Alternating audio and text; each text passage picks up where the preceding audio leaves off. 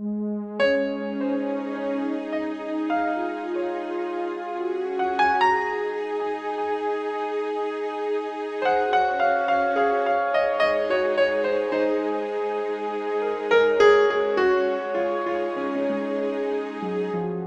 want to talk a little bit about the wildfire hazards we have and how we made these decisions and how we can make decisions, because a lot of people come up to us and say, which plant, which tree, can I have this, can I have that? You know, how do I weigh these out? So this is a discussion about that. So why are we here? I want to provide information on how species contribute to the wildfire hazard itself, a lot of which you heard, but I'm going to take a little twist on it and provide information to make decisions concerning managing the vegetation for fire safety. So I'm just going to talk about decision making, and I'm going to talk about hazards briefly, and the fire problem of plants and the invasion problem of plants, and then how to choose. So guess what? I love how this says rational decision making in wildland fire. That's what we do. I swear, that's what we do. Okay, so it turns out that they've studied us while we make different decisions while we're running fires, and there's such a thing as something that we want to teach the upcoming firefighters, and we gather intel and we weigh out our information against the criteria, the objectives we've been given on the fire. We analyze our possibilities and options, we make a decision, we implement the plan, we evaluate our results, and we change the plan when needed. So let's just apply it to what we do. So no secret formula, sorry about that. There's no secret formula to which plant to take, which plant to keep, how to treat them. So the best thing we can do is do what the firefighters do, rational decision making. I think that we should collaborate on the intelligence. We need to get intelligence about the problem, about the solutions. We need to know the goal, and since in this case, for instance, the goal is safe evacuation, you can keep narrowing things down. Oh, that's ugly, oh, that's this. I don't care. Safe evacuation is all I care about. Keep coming, bringing the focus back. We research and analyze all the different pluses and minuses with subject matter experts from the fire department and from the ecology department, as I like to call all my friends and scientists from the National Park Service, who, by the way, helped me a lot with this. So I do know fire, and I pretend to know a lot about ecology, but I have a great staff to work with. The last thing that we do next is to treat the fuels that present the primary hazards, the hazards that we've decided upon most, so that we can, hey, 3 strikes, you're out, that kind of thing. So intel, I'm going to talk about identifying and prioritizing the hazards. We're going to do the math and decide. So here are the vegetation hazards as I saw them. I thought, you know what? We want to deal with the hazards that start fires. And so we talked with Edison already today about the things that start fires. We have to look at our corridor and think about, well, everything that might start a fire is a problem. Anything that increases our fire behavior is a problem. Everything that could block our road during a fire is a problem. Anything that impedes the visibility, and I like to think that things that harm the environment are a problem. So in general, we have a lot of hazardous materials and a lot of hazardous, not materials, but hazardous plants. And they're native and they're non-native. And there's things that are native plants that I love, that I want to be in the wildlands, but I really don't want you to grow them next to your house. Now, you can have a species or two and take care of one, but, keep it on a short leash. Like, I have a beautiful white sage out in front of my house. So non-natives, things like the cypresses and the junipers and let's give those palms another bad rap on that sort of thing, that eucalyptus, and even pine trees, pampas grass, all of those don't belong in certain places. All right, well, they kind of don't belong here. Guess what? All right, we've introduced a lot of things, and none of it has reduced our fire behavior. None of it has made our fires less intense. The more we bring, the worse it gets. Native things, like chamise is known for its chemical component. It's very flammable. Red shank, big, likes to burn. Buckwheat, small, dry, burns, sends out little embers. Same thing with sagebrush and same thing with purple sage. Love them, however. They're still the ones that we need to modify. So hazardous fuels components, it's really the chemical content. It's the dead component, it's the litter that they have underneath, it's the continuity of the fuels next to each other. So the palms, the ukes, the pines, they all have a lot of these components in them. So when it comes to chemical dead litter, oaks, yes, they have dead component. Yes, they have little oak leaves underneath them. And yes, there are embers. But when you compare it to a pine tree on fire, there's a big difference because it's full of pitch, right? It's got a whole chemical component, not only in the tree trunk itself, but also in all of the needles, right? And the needles are cast underneath and on your roofs. It's a good place for an ember to land. They also fly well. Also, the oak tree's heavy-duty bark has got a big seal against wildfire, and they're heavy, whereas the bark platelets on a pine tree are lightweight and like to fly off on fire. That pitch is kind of like that thing that's like the oil that keeps it going. That one piece that had the fire that showed the intensity that Jack Cohen's study did, where there was actually a graph running through it, this is what he was burning. And you saw what it looked like inside because they put cameras inside and measured the heat. And those little white dots that you see that are toward me, those are all the little structures that he set up at 30 and 100 feet away from the fire that he set so that he could measure and see whether a building would actually burn that distance from that kind of heat. They actually don't. Not the ones that are 100 feet away. The 30 feet did. So now I get to say, yay for the oaks once again. They burn. I watched them burn. However, eucalyptus really, really, really burn. They tend to be continuous. They light each other on fire. They also have great embers, right? Those beautiful leaves you can almost use as an incense. They stay lit for a long period of time, and they fly very easily. The things about pines and the thing about eucalyptus is they're very tall. They're much taller than our oaks. And as the people that are trying to cut them out of power lines know, not that oak trees don't get there, but they're much taller, and therefore they're up in the wind and up in the windshield, so they're way high and they can travel much further. So eucalyptus has a heavy-duty chemical content. It has it in the leaves. It has it in the dead leaves that are accumulating underneath. And you realize that chemical component is suppressing any other thing that wanted to grow underneath it.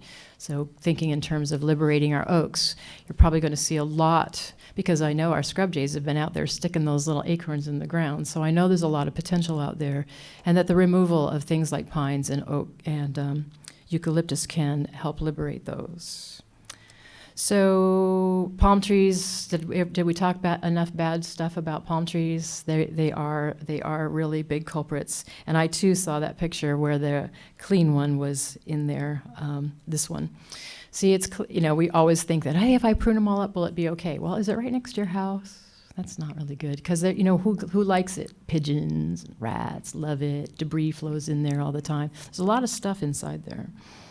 So that's kind of the chemical content, that dead layer, the litter that's underneath, the fact that they can throw embers, the fact that they are more continuous. If you have plants that are right beside each other, they're blocking out the light and the spread of natural vegetation underneath them, but they're also allowing fire to travel either up in the ladder fuels or sideways from tree to tree and through the canopies. So that's pretty much all the stuff that I should tell you for the moment about fire hazards. And then, with the help of my buddies in science over at the National Park Service, I have a little spiel here for you on what non-native has to do with our fire problem or just ecological problem. They definitely are increasing our wildfire and our wildfire potential, whether they are grasses or eucalyptus. They're all increasing the amount of fire here. Like I said, this introduction is not helpful. All of them are utilizing our water resources. Keep in mind that the things that grow here know when to drink and not to drink. They know they're not going to get much water, and they're healthy that way. Whereas a plant like a pine tree that's used to getting a snowpack or more vegetation, more water, more precipitation, that's what I was going for. They actually need more water, and when they go through our arid environment, they don't get it. They still grow, they're kind of doing their thing, but they're not happy, and they're more susceptible to beetle, they're more susceptible to fungus, and they're more susceptible to falling down. Remember, our eucalyptus trees are very shallow rooted. They're not holding on to our soil well, and that wind makes a big difference with those trees. It will accelerate our erosion, it accelerates our flooding, it threatens our wildlife, because even though our birds and animals walk around them and stand in them, they're not being fed well by them, and they're not nesting in them.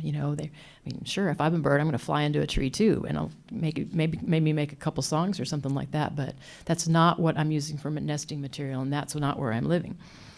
So it degrades the range, crop, timbers, and parklands, and it diminishes outdoor recreation altogether to have invasives, non-native invasives. So just in case those of you think I'm making this stuff up, I wanted you to know that it's an official thing, and that there is the California Invasive Plant Council, which is our state's version of who's watching these things for our state species, have this publication, criteria for categorizing these things. So just in a nutshell, down there in the corner under criteria, in a nutshell, they decide how bad something is by checking its ecological impact, its invasive potential, the amplitude and the distribution of that, as well as giving it a rating level and from high to low. So that's available for you to read. I also have many definitions here, and there's not going to be a test, so you don't have to write all these down. And the high side to filming this is that you can press pause later on and read some of these. But in general, I got them from the USDA and I got them from Cal IPSI because there's an executive order that is for the nation, has an executive order that says that we are going to take care of non-native species. And non-native species aren't just plants. We've got biological stuff too. You know, we got the bugs and funguses and all other kinds of things that are out to get us. So we want to take care of stuff like that.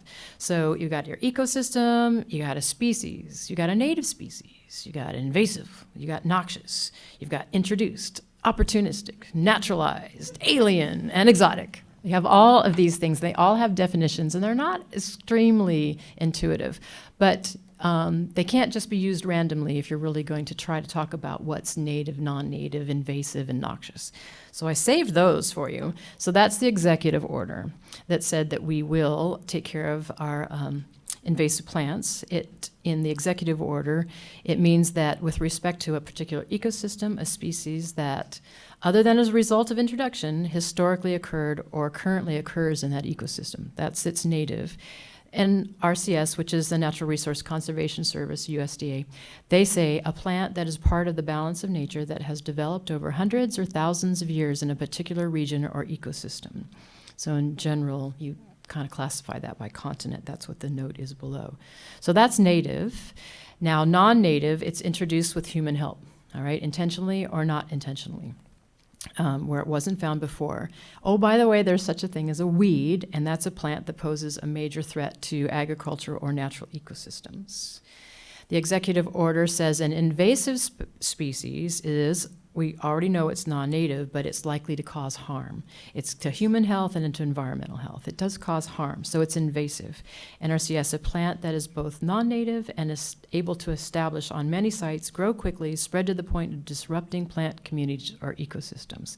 So invasion of the wrong stuff. That's what that's about. And that does matter a lot. And like I said, when you start bringing in more plants into a place that already is adapted to fire or is able to recover from fire, like ours is, adding plants that don't belong here isn't helping.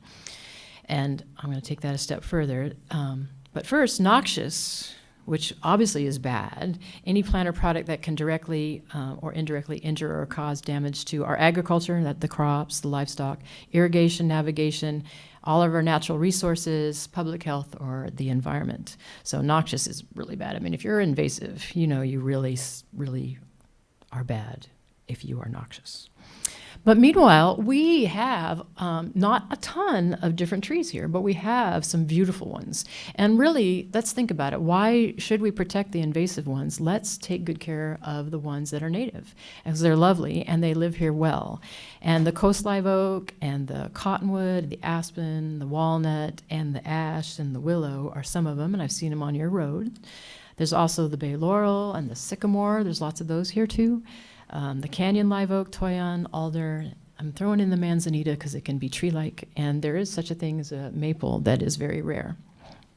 So these are the right things to have. They burn. I'm not saying oaks don't burn. They're going to be on fire, and if we've got windy Santa Anas, they're on fire.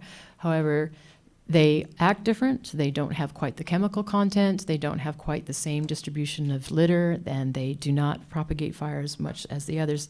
They recover from fire. The ones that are living in our stream systems, for instance, they really don't want a lot of fire there. And if you add another vegetation there that makes the fire intense in our ecosystems and our riparian areas, We just messed up all these really cool ones that really belong there, like our sycamore or aspen. So let's pick on eucalyptus for a while. So the fire behavior, the huge chemical component, extremely flammable, heavy-duty BTUs, like that's that whole intensity, like step back, like step across the street and then across the street again. They're very, very flammable. They have a lot of embers. Their branches break. They're very shallow-rooted. So it's got trouble for roadways all around, right? During a fire, during a wind, the potential for that thing to mess up, one fender bender or one branch in the road is stopping traffic. This is what we do not need. You're not going to whip out your chainsaw, just like he wasn't able to go over to the neighbor's house and grab a hose. No, really, just drive, honey. God.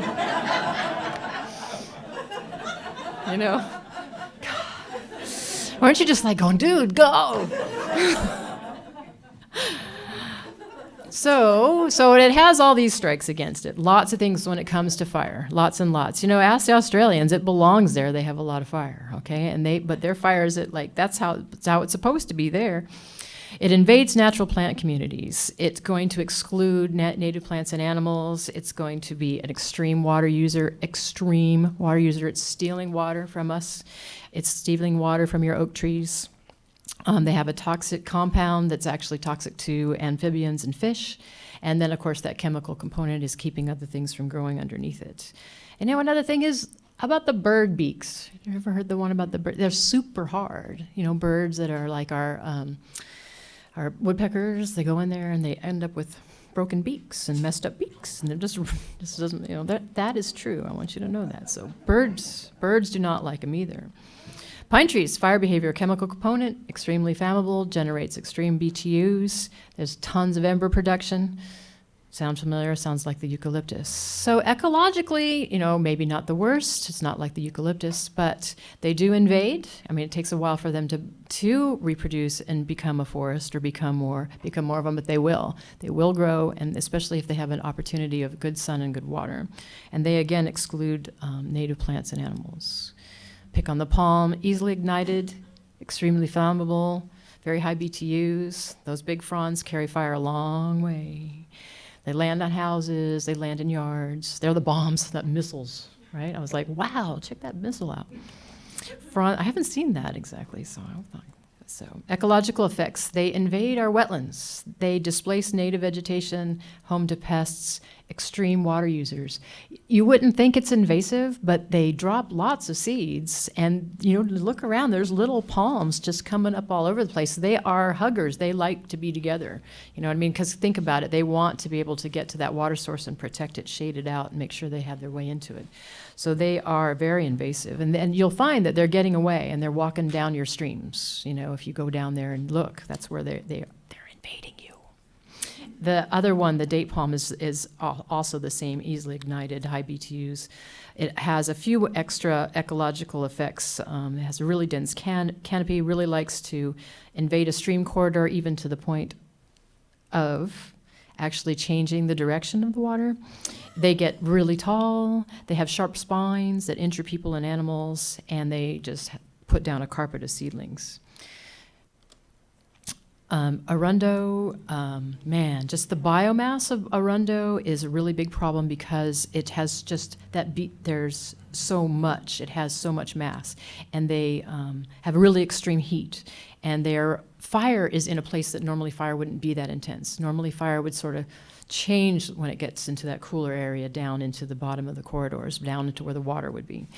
So and here's the really bad news, is it likes fire fine, it grows back like 10 times more. It's just really bad. And that's really true. Another thing I want you to think about when we have fire here, our invasives can outcompete our natives. So normally we would have fire followers and our own plants would grow back, but not if a bunch of weeds are going to crowd all that out and they can take advantage of the fact that they can grow first. So this one's really a drag. They grow like crazy, they type convert, they can cause a flood displacement. They are really bad structurally too, because if they break off and if they get away, it's like during a storm or something, they can just take out a bridge. They're really, really bad along those ways. They don't shade the water, which is why we have what trees we have over our water to keep them deep and cool so that the things that live there are there. And instead, the sun just penetrates right through and it's equally hot as it had been before. Nothing can get through those except for people that make paths and live in them. So the pepper tree, again, so fire behavior, people are like, Kathy, what do they burn like? I'm like, well, you know what? They're kind of fire tolerant. They aren't a big purveyor of fire. However, ecologically, they are a drag. The thing that can happen is because they're so invasive is they start to have that continuity that we don't want. And so once on fire, they're going to make more fire. They are aggressive. They displace the natives. They grow quickly. They have lots of suckers, which means they'll grow more. They have a prolific amount of seeds. The seeds are not very long-lived. However, they are toxic. And overeating, the birds that overeat them, it's bad for them. It also turns out that people are allergic to, many people are allergic to the time that they're seeding, and that it causes rashes on people. So it can cause dermatitis. So there's some bad rap on the pepper tree. I honestly, they're one of the ones that are very unsightly in my mind. Myporium, again, not huge on fire behavior. However, it does have a really green exterior, and it's like that bougainvillea. It has a very dead interior, and so it's accumulating all this other material. So once fire does get in it, it does grow rapidly. The leaves and fruit are toxic to wildlife and livestock. They displace natives. They compete for water, light, nutrients. They form monocultures. They do get away, and you'll find that you'll be looking out into the wildlands, and there's this shrub, and well, it's not sumac, and that's not, what the heck is that? And it turns out to be this stuff, because it does invade. Another one, the tree of heaven, the ailanthus. Oh, man, I don't know. Boo, hiss, boo, boo. Man, it's so invasive. It is just nightmarish. It is just, I mean, I know, and see your neighbors with them in the yard, and you're just like, you have this face, you're like, no, anything like that. So the leaves dry quickly when they're exposed to fire, but the stems themselves are not tremendous. It's not like a lot of BTUs, and they don't really hang on to fire very long. However, they do get very continuous, right, as they grow, and they can cause fire to move rather quickly. But here's the really bad news: is they don't love fire, but they'll grow back like crazy. You know how it is, if you cut them, you get 25 more? Same thing with fire, we'd have way more. So it's another one that could actually, if it's in an area that gets burned that has some natural stuff in there, what's going to grow back and outcompete everything? This is also. They dense thicket, they displace native vegetation, they produce 1 million seeds a year. Really? Wow. Well, you wrote that. Extreme water users, they spread seed and creeping root suckers. You know that they creep and they're all attached. They're doing it underground. So cutting one just means more showing up. It changes your soil chemistry. They're allelopathic. Acacias, I threw this in here because they're a non-native. The people tend to keep them. You know, one thing I've seen about the non-natives is they're either tropical, which means they kind of don't like fire, and they don't really like it here a lot because we don't quite have what the conditions they want, so they tend to be more susceptible to fire. And then the ones that are in fire habitats like Africa or Australia, and they just come back, but they don't belong here, and they come back rapidly. So they're fire tolerant, but they really resprout very well after fire. They grow fast, they're hard to get rid of. They're nitrogen fixers that alter our nutrient cycle, and they have lots of thorns, and they prevent wildlife use of them. Pampas grass is another pet peeve of mine. It just gets away, right? It just really gets away. It's very flammable. It looks green on the outside, has a ton of fuel on the inside. They kind of burn heavily right where they are, tons of smoke. They flitter away into the sun off because they are very lightweight, and they really move in the breeze and can create a lot of really good ember cast. But they have sharp edges. They are not a food or a nesting site. They produce a gazillion seeds, and they displace our natives.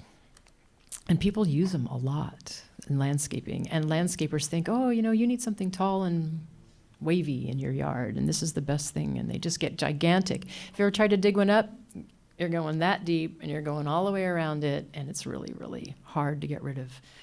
And now we've got one that's actually noxious. I thought I'd throw one of these in here. The Scotch broom, Spanish broom, French broom, they're bad. We don't want them. They burn readily. They create a ladder fuel. So that's bringing fire aerially into an area. They recolonize like crazy after fire. They just fine. Fire's fine with me. I'm coming back, and I'm coming back worse than I was before.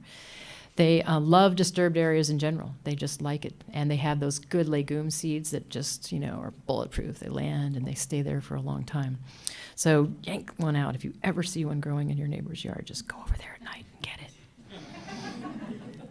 I'm so tempted when I drive through Ojai. I'm like, oh, there's one.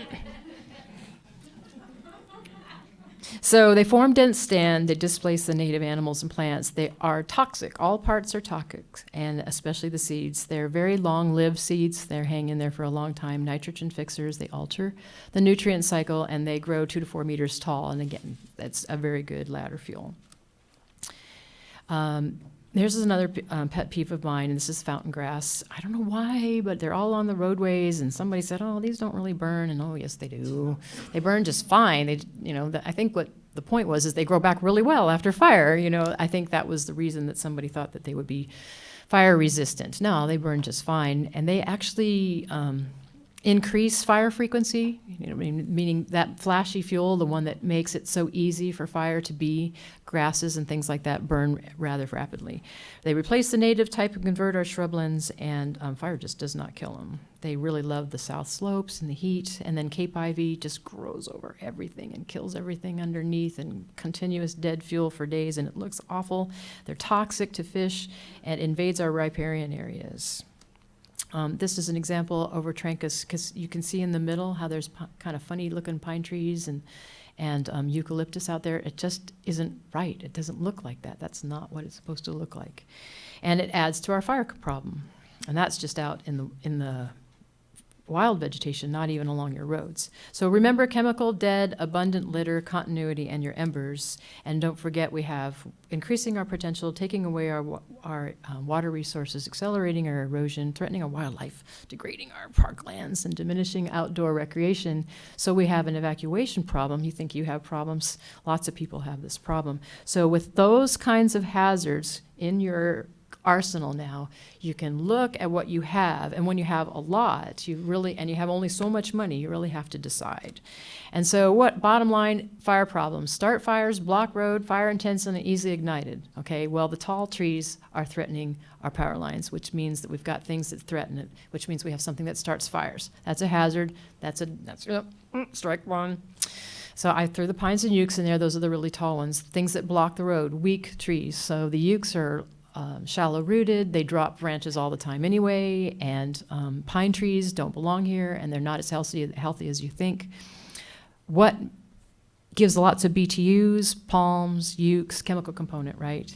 And what spreads fire rapidly? Pines, palms, ukes, and arundo. Invasive problems: noxious. Those are the thistles, spurges, and brooms. Those are definitely all noxious. They're harmful. The invasives basically are displacing our natives. The ukes, peppers, vines, palms, the ailanthus, and the arundo all displace our natives. And then non-native, there's a lot. Everything that we have that we're using to decorate our lawns with, almost all of it's non-native. People aren't really using the brush and shrubs to landscape their yards. And all of it can get away. So, bottom line, but there's conditions, all right? Knocking all the pines, palms, ukes, arundos, and everything like that. And then the invasive problem. See how there's 2 strikes on several of these right here? Down with the pines, down with the palms, down with the eucalyptus. These are the ones that are really a problem. Do you have to kill every one of them? I am not giving you permission to go around all of Topanga or all of Malibu and take down all the eucalyptus and pines and palms. That's not the solution. Every one of them can be less of a fire problem if you work at it. But along our roadways, they're serious problems because they start fires, they add to our fire behavior. All right, now if you've got a palm tree at your house and you clean it up and you don't have it right beside it, and if it's on fire, it's not going to turn your house on fire, your palm tree can stay. And if you have one of those lovely, I don't want to say red gum because they're so invasive, but there's some eucalyptus trees that are not all shaggy and don't have a bunch of bark all over them. They're just very thin and spirally, and they look nice, and they're not going to be a huge fire problem if fire doesn't get in them. Okay, so every plant gets a break somewhere along the line. So there's individual specimens. You need to be evaluated on an individual basis, which is things like Edison can do because they have arborists. Forestry folks from LA County also know this type of stuff. You can ask arborists. You can employ people to, you can ask the national park and the state parks. There's lots of people out there that have enough knowledge that can actually go, well, in my opinion, that could stay, but that really has to go. And that's kind of what I wanted to teach you today. So, note the lady packing her car over there. See, it's pervasive. We just can't ready, set, go fast enough. Yes.